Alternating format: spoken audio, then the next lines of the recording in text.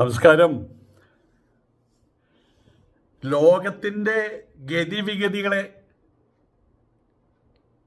വിരൽത്തുമ്പിലിട്ട് കറക്കുന്ന അമേരിക്കയുടെ തൊടുകുറിയായിട്ടുള്ള New York,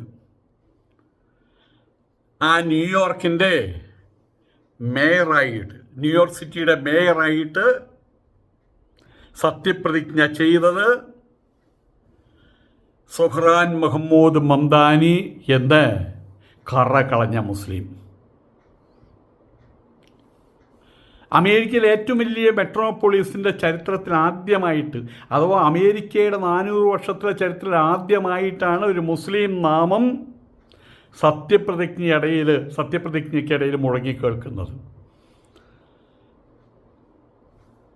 Bible തൊട്ട് സത്യപ്രതിജ്ഞ, ബൈബിൾ നെഞ്ചോട് ചേർത്ത് സത്യപ്രതിജ്ഞ, അതിനപ്പുറവും ഇപ്പുറവും ഒന്നും അമേരിക്കയ്ക്ക് ചിന്തിക്കാൻ കഴിയില്ല. എന്നാൽ 200 വർഷം പഴക്കമുള്ള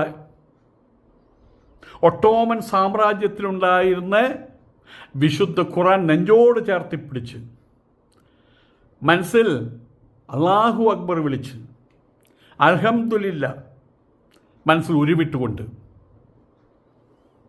സുഹ്റാൻ മുഹമ്മദ് മംദാനി അധികാരം ഏറ്റെടുത്തപ്പോൾ